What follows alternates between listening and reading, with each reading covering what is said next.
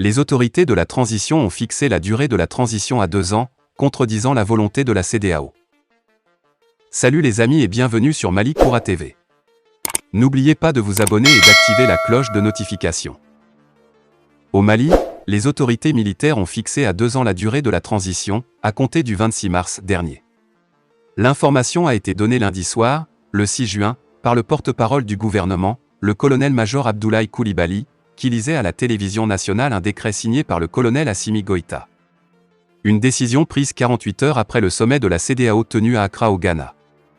Bamako officialise donc la durée de la transition alors qu'aucun compromis n'a été trouvé avec l'institution sous-régionale qui a d'ailleurs rejeté cette durée de 2 ans. Contradiction avec la CEDEAO. Selon Abdoulaye Diop, ministre des Affaires étrangères et de la coopération internationale, la prolongation de la transition malienne de 24 mois a été validée par la CEDEAO en marge du sommet. Mais sa déclaration contredit celle de la CEDEAO qui a rejeté cette durée et rappelé qu'elle souhaitait une transition de 16 mois. Les autorités de la transition de la refondation du Mali ont pris leurs responsabilités, leur courage et ont tenu ce que veut la population en majorité, réagit Ali Bokoum de la Convention pour le Mali, qui soutient les autorités militaires. Il parle d'une décision souveraine, mettant en avant cette population qui ne cesse de se mobiliser pour réclamer que le Mali retrouve sa souveraineté, sa dignité et son honneur. Et Ali Bokoum de dénoncer les tergiversations de l'organisation sous-régionale qui, depuis le mois de mars dernier, a fait miroiter la levée des sanctions. Les sanctions prises par la CEDEAO ont provoqué des réactions très négatives dans la population, très affectée. Situation plus claire début juillet ? Hamidou Doumbia, du parti Yelema, regrette de son côté le manque de consensus autour de ce décret présidentiel. Celui-ci affirme que sa formation politique n'a pas été associée à cette prise de décision et ne cache pas ses inquiétudes. Nos populations souffrent. Tous les Maliens attendent que l'embargo soit levé et que les autorités maliennes de la transition et la CEDEAO s'entendent, insiste-t-il.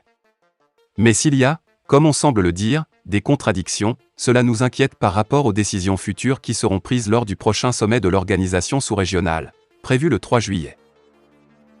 Depuis 2020, la CEDEAO multiplie les sommets, les médiations et les pressions.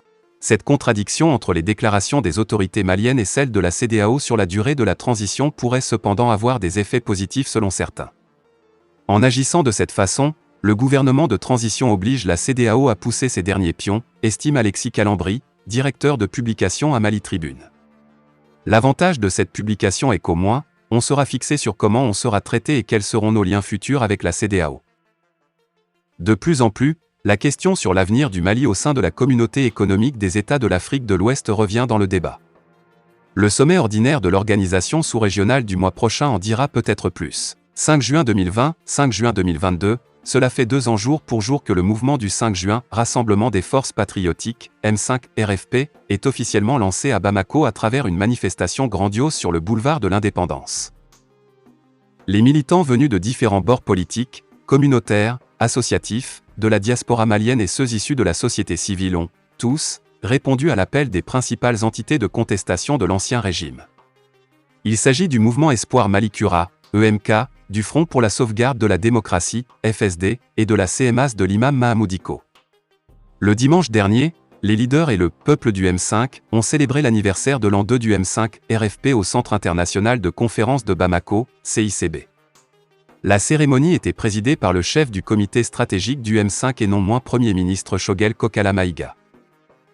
Ce jour mémorable est placé sous le signe de la rectification de la transition, Paris gagner des forces patriotiques pour un Mali refondé. Dans ses mots introductifs, le vice-président du comité stratégique Boubacar Karamoko Traoré a dit que cette fête est l'occasion de partager un moment de souvenir, de réflexion et de communion sur l'état de notre nation.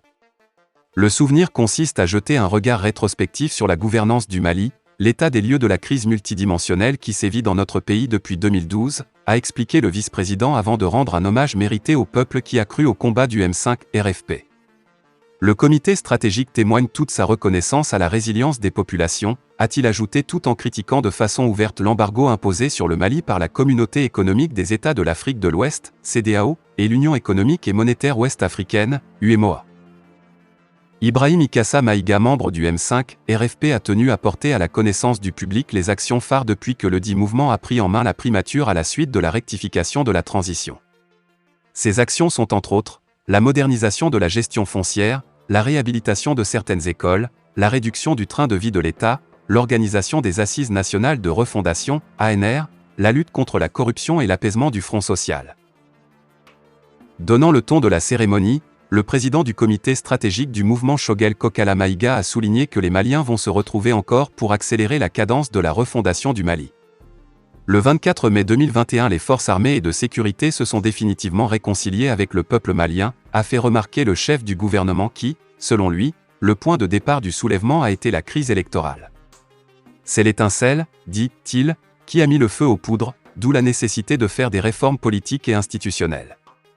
Se prononçant sur la bataille politico-judiciaire opposant le Conseil national de transition, CNT, au M5 RFP, le patron de l'administration est on ne peut plus clair.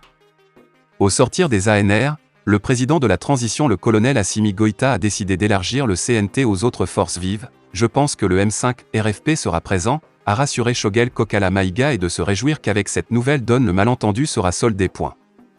Il reste sur sa position d'antan de ne laisser aucun Malien au bord de la route. Le président du dit comité a appelé à l'union sacrée de tous les fils du pays pour aller à une transition inclusive afin de faire face à l'adversité. Il a demandé aux Maliens de se retrouver pour sauver l'essentiel. Enfin, le M5, par la voix de Dr Maïga, se dit fier des résultats atteints par la vaillante armée du Mali. Fin de la vidéo, merci pour votre attention.